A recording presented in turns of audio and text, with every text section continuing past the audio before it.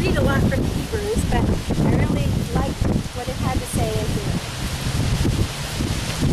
Hebrews 11:1-3.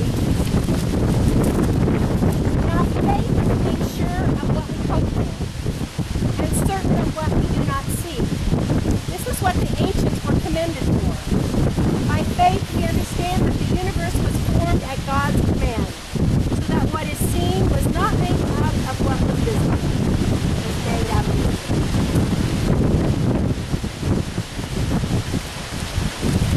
Someone want to hold the Bible?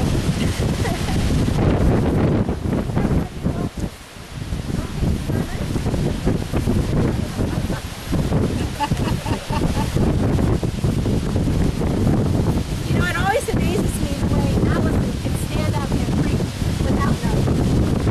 That is not my forte. But she is able to do that. Where do you want me?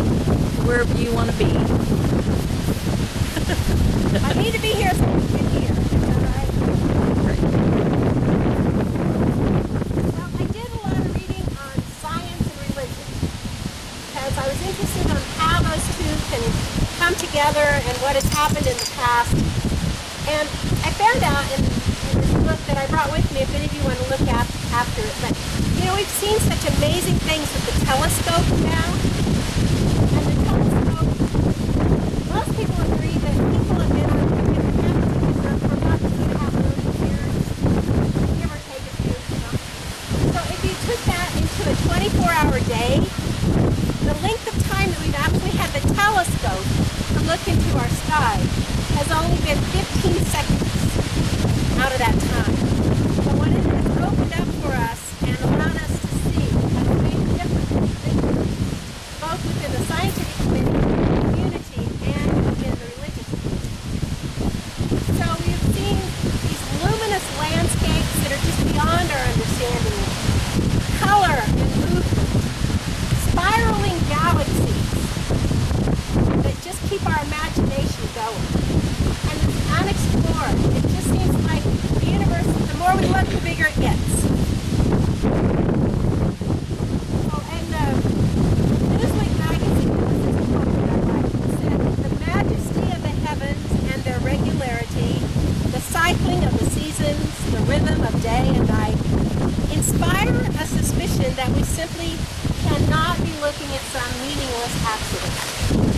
How fitting it is then that in cosmology is the scientific study of the beginning and the evolution of the universe, that in the study of cosmology, or the reconciliation of the two rivals of all, science and religion. You know, it was once believed that when you looked into the stars, you were looking into the face of God.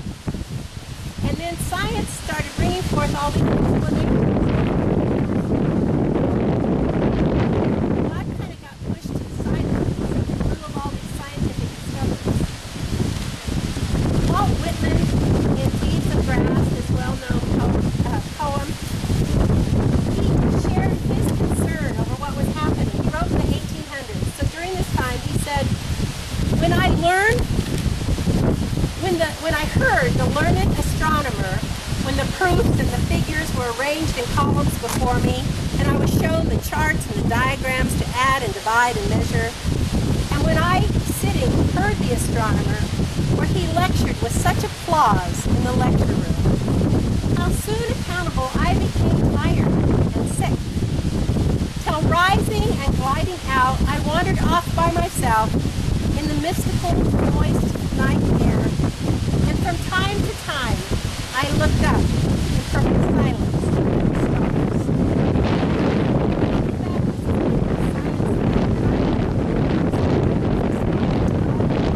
And all these things that we had attributed to God.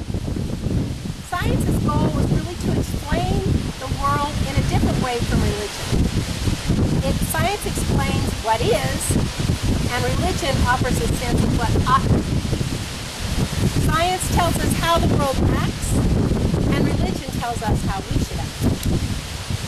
In the 17th century, in the time of Swedenborg, science and religion were just kind of independent. It was like science over here, religion over here, and it was almost like they had a truce.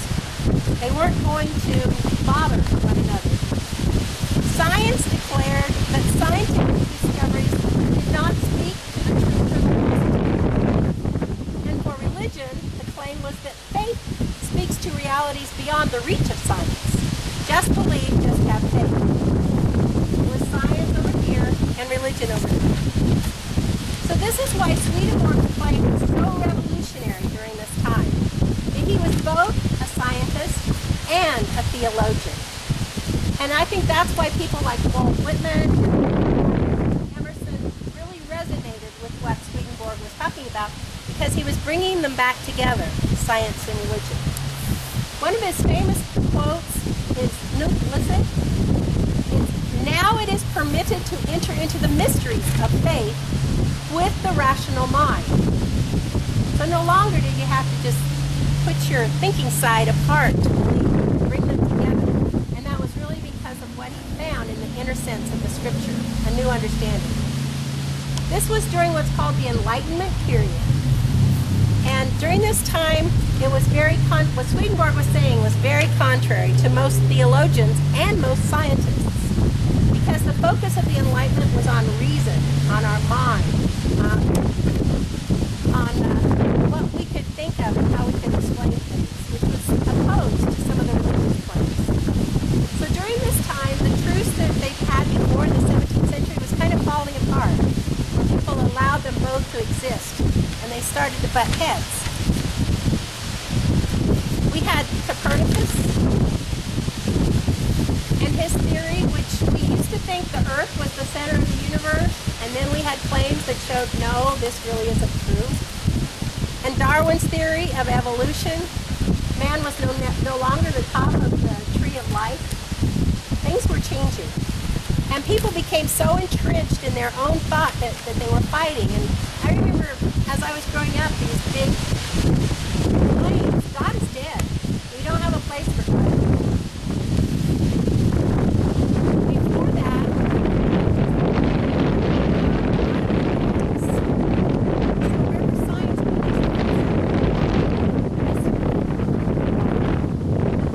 there were so many things that started to lose one.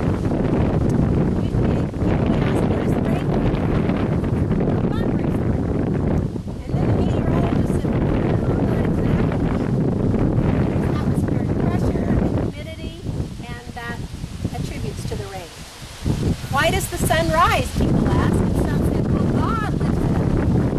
And then the astronomers said, well, really, the Earth rotates on its axis once a day. And that is the Earth rotating, not the sun rotating around. Where did life come from? And people said, well, God created it. And then the biologists discovered abiotic molecules that can replace themselves and evolve on their own. So the gaps were growing.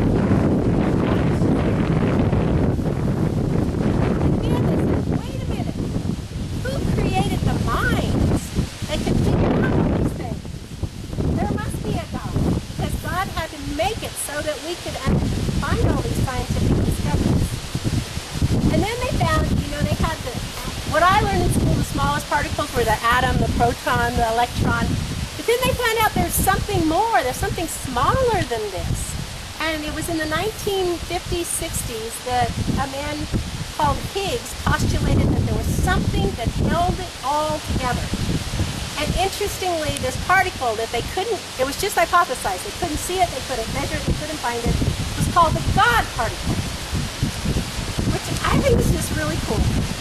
And they called this particle also, it's called the Higgs boson, after the man that postulated it, and boson means messenger.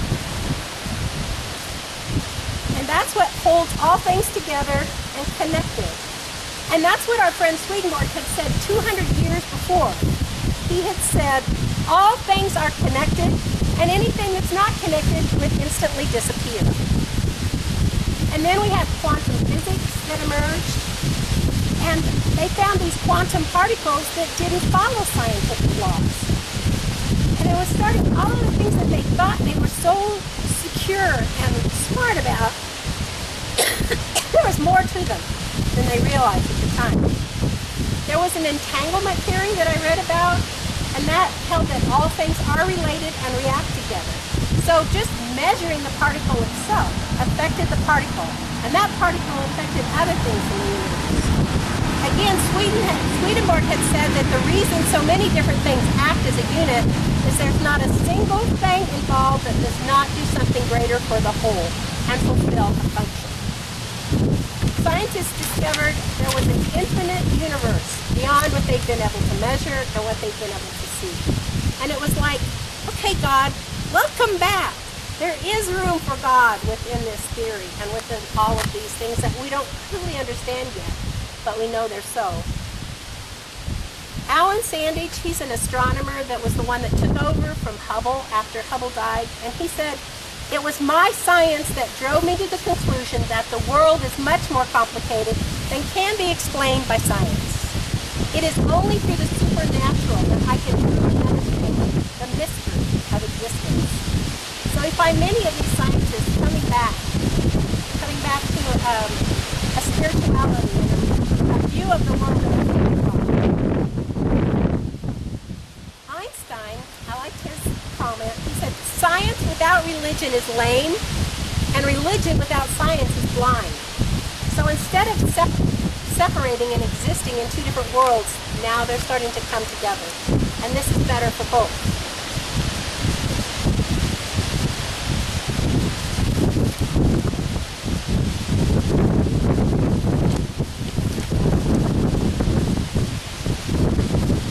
Oh, the person that I quoted at the beginning, the other thing she said at the end of her article, she said, "From scholars to churchgoers to those who have turned their backs on organized religion, we are seeking and finding today in the discoveries of science, and especially in the discoveries of astrology and cosmology, a sense of connection between the otherwise insignificant human mind and the tapestry of creation.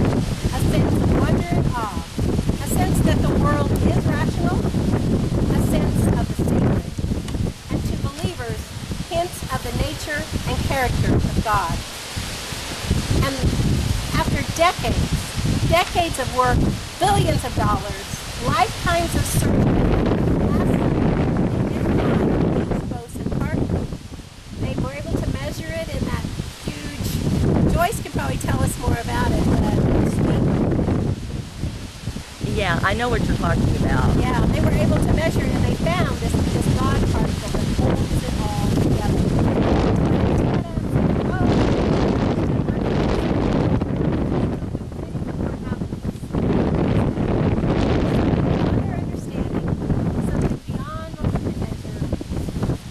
We don't understand God, but we allow for mystery within the explanations. And this is what's bringing science and religion back together. And this was what Swedenborg was really